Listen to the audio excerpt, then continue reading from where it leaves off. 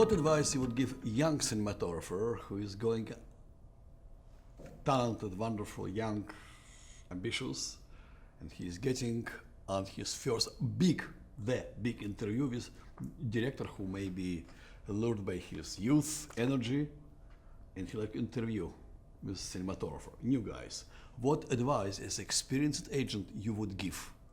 Be prepared. Means know the director's work, know the script backwards and forward, and come in with a point of view. Now, and also be willing to adapt. Because the way you see things may not be the way he sees things. But he is, if he's a good director, he is looking for something to enhance his vision. So, you know, if he's a crummy director, he just wants to hear his ideas barked back at him. If he's a good director, he wants some dissonance. He wants to see some differences. So go in with some differences, but realize you may be too far off and you may have to pull way back in. So, you know, be prepared, know what you think about the script, and realize you're going in there to help the director find a vision. And it's okay to have a little bit different vision, but make sure it's a conversation and make sure you're listening to them. What triggers your instinct? Were you following somebody? Are you seeing young or not so young cinematographers everywhere for cameramen and social events? You read about them. What triggers you? Okay, let me look at this guy more carefully. He maybe could be my client. It's not just something that happens. There's a build-up to it. They've done some projects that have gotten a little bit of buzz. And when an agent gets interested, it's usually because someone they know or respect has mentioned something to them. I said, have you looked at this kid? Have you seen this spot? I signed a client last year off an Instagram post because a director that I respected was thanking this young cinematographer for doing him a favor and shooting a short for him. It's like, well, it's worth checking out if this is the director. I checked it out. He was great. And we've done spectacular with him.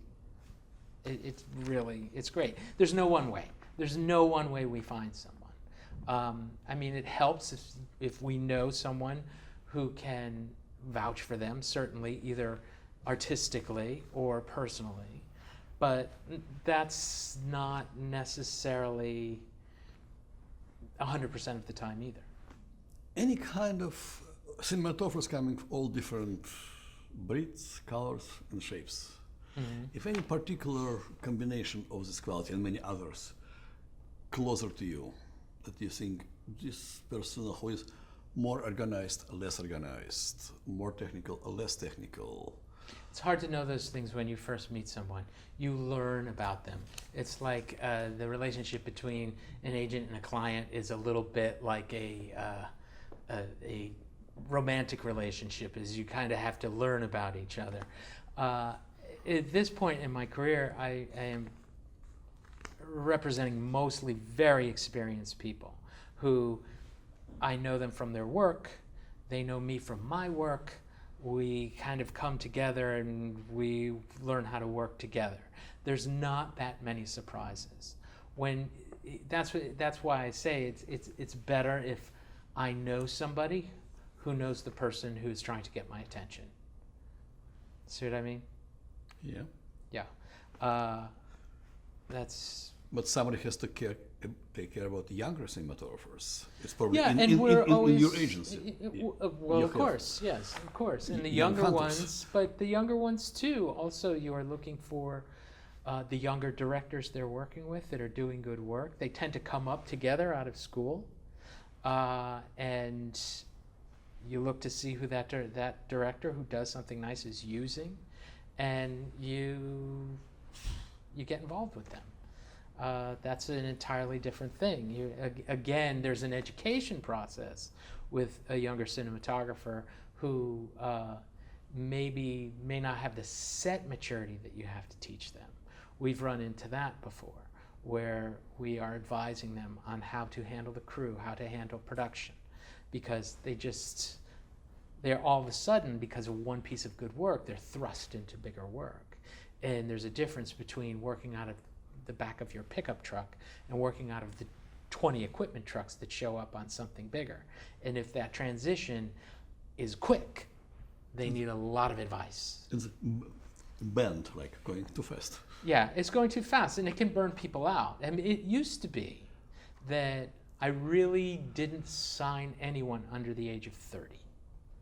But schools have gotten so good at churning out great cinematographers that you will find 22, 23-year-old cinematographers who are really have got it together. And those are the people you have to talk to, and you have to bring them along, and you have to, you're teaching them. You're teaching them the ropes of how to function in the business itself. Then it leads to another question. You know probably better than anybody else that cinematography is changing a lot. Mm-hmm. In our school, we're saying there's an age of expanded cinematography. You have to know much more, Mm-hmm. and the responsibilities, creative, technical responsibility, much bigger. How you meeting this new era? You start to look. You're throwing wider net. You start to look in different areas. Well, no, because a good cinematographer is still a good cinematographer. It doesn't matter whether the majority of their work is done in camera or the majority of work is done in post. You still, on something that's done in post, you still need to set the table properly, else they can't do their work in post. So, yes, expanded cinematography is true, but you can't. You have to understand that cinematography is cinematography. You're capturing an image. The technology is going to keep going. And we're still looking for the same elements. Can a cinematographer help tell a story? In this case, for you, there's supposed to be a big difference if a good cinematographer is very well with physical camera, or he's very good is with Maya camera, which can do exactly the same. Well, the only difference is that now a good cinematographer can do it all. A good cinematographer can do everything in camera and can set things up for post. Because in any number of films that you're going to see this year, whenever, most of them, you're going to see a lot of in-camera work and a lot of post work. It's very rare that you see something that's, like Avatar maybe, that's all post work. But it's very rare to see something that's all post work or all in camera.